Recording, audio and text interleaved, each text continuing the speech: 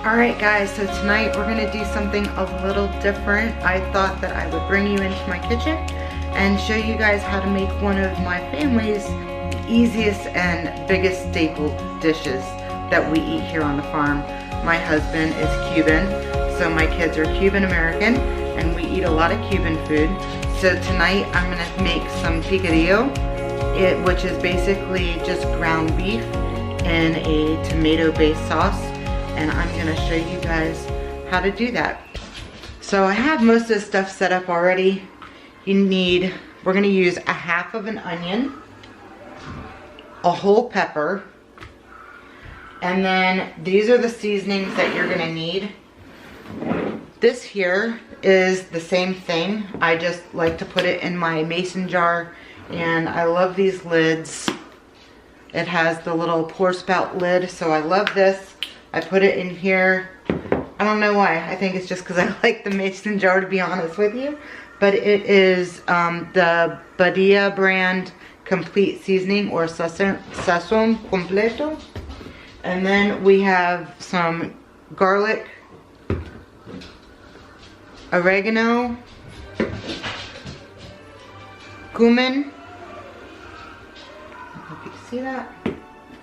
And sometimes I add a little salt, sometimes I don't. It just depends. But that's really it for the seasonings. It's very easy.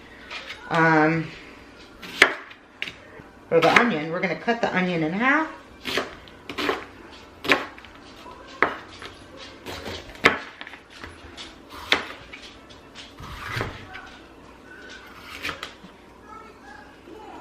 Everybody has their own way of cutting a pepper. This is the way I do mine. Super easy. And I just chop it into pieces because I'm gonna put it into a really small food processor. If you don't have a food processor, that's fine. You can just mince it into small pieces. So this is my chopper or food processor, whatever you would like to call it. It's a very cheap one. If you don't have one, I highly suggest going out and getting it.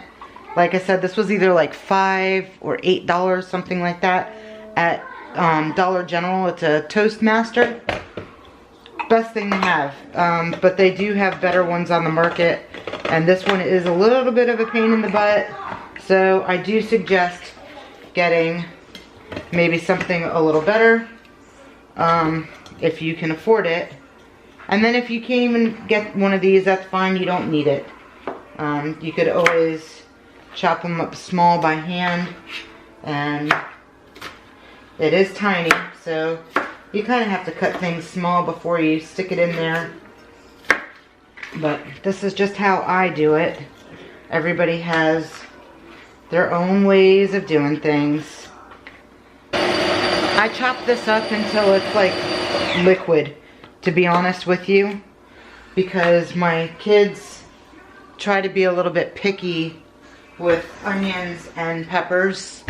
So I just try to make things as small as possible.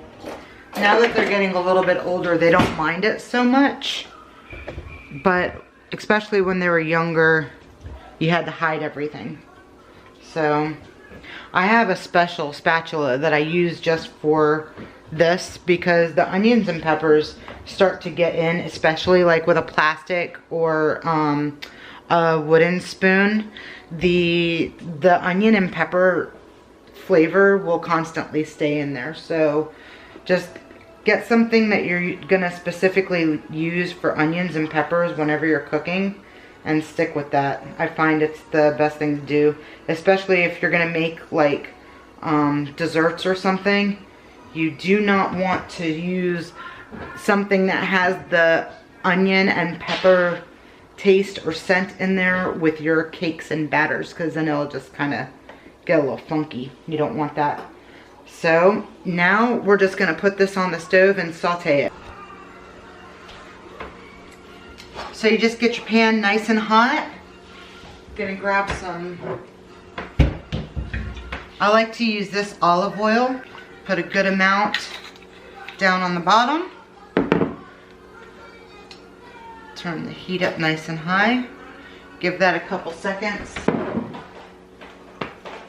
This dish cooks pretty quick, so while that is getting nice and hot, I'm gonna go ahead and prepare our rice. If you don't have one of these rice cookers, I highly suggest it. It's great for a small family. We're a family of 4 and it works absolutely perfect. My husband does eat a lot of rice, so we are gonna do 1.5 cups. See, it has the measurements right there in the inside. So we're gonna fill it to that 1.5 line right there. And then when we put the water in, we know that we're gonna fill the water up to the 2.5 mark. And that makes it so much easier when cooking rice if you don't know how to do rice, and because you know you don't want to do too much water to rice because then your rice will get soggy.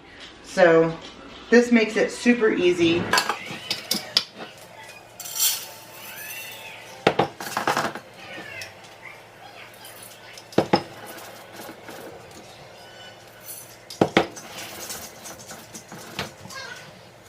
But it's 1.5. So when you're making rice, if you don't already know this, or if you don't already do this, you rinse the rice really well. So when you put the rice in here, go to the sink, rinse it, rinse it, rinse it until the water is pretty much clear when you dump the water out. You don't want any of that cloudiness in there. That's basically just starch. Sometimes it could be a little bit of arsenic from what I've heard. I'm not a rice agriculturer, so I don't really know if that's true or not, but I heard that there's arsenic in rice, so I try to make sure that I rinse all that powdery stuff out. Then it's pretty easy. You just plug it in first, pop it on. Be careful, that's hot. Add some olive oil, and then you add some salt. This is kosher salt. The rice is gonna take about 20 minutes. So that's about how long it's gonna take for us to go ahead and cook this meal and let it sit. All right, so the pan is nice and hot.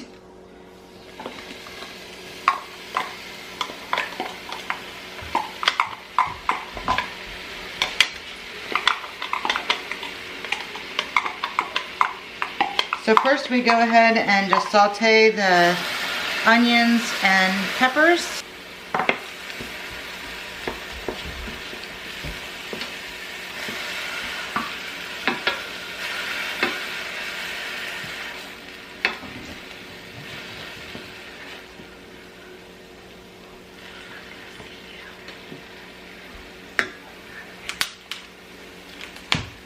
One thing that's really great about this dish is if your meat is frozen or semi-frozen like this, like the whole bottom of it is still a little frozen. It's breaking apart, but it is frozen.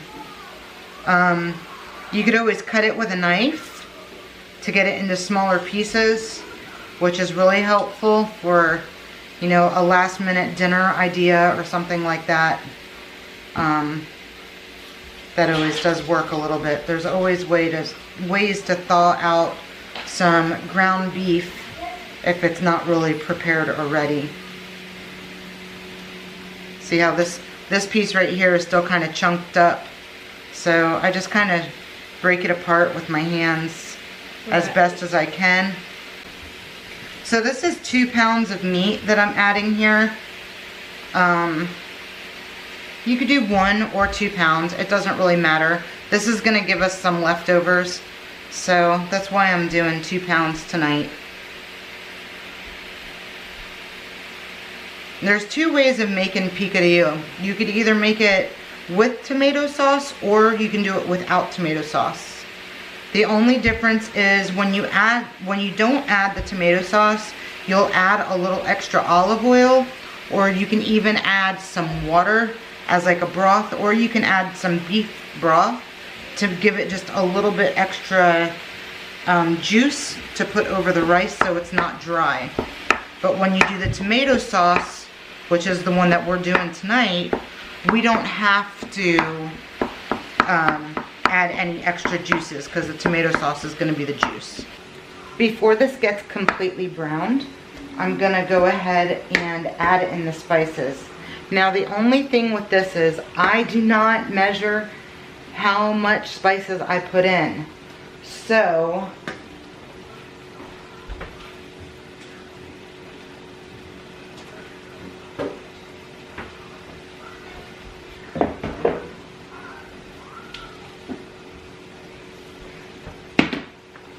I'm just gonna have to show you. This is the, I don't know if you can see that, this is the ground cumin.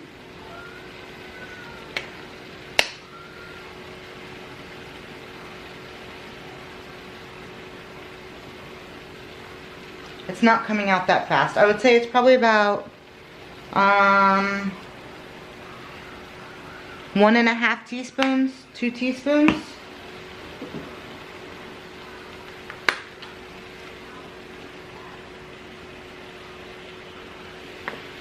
I do probably about a tablespoon or a tablespoon and a half of garlic. Yes, I do put a lot of seasonings. It tastes good. The oregano and the garlic. The only reason why I put so much garlic in here is because I'm not using any fresh garlic. If I was using fresh garlic along with like the onions and peppers, I wouldn't put so much of the powdered garlic. With the oregano, I add probably about a teaspoon and a half. And then, I'm not going to use this complete seasoning, but this is what I'm putting, like I said earlier, the complete seasoning. And that's what's in this jar here.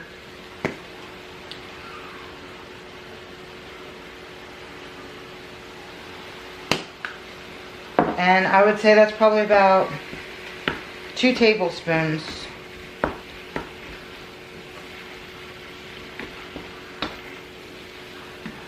If you guys only knew how good this really smelled. This dish is the dish that my son is always asking for me to cook this dish. So tonight, he's getting what he wants. Now, this is the secret ingredient. And for all of you that are always wondering how I make my picadillo, now you're gonna find out. The secret ingredient is my olive juice.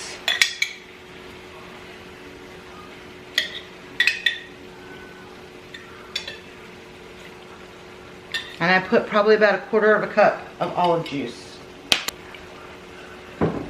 I put probably about, I don't know, if I had to measure it, maybe 1/4 cup of the green olives. Sorry, I didn't even show you that. So I use the manzanilla. I don't even know how to say it. Isn't that funny? I usually know most of my Spanish words, but these are the stuffed olives with the pimientos, or with the peppers in the inside of them. So for my friends out there that love to eat empanadas, this is basically the meat mixture that goes inside the empanada shell.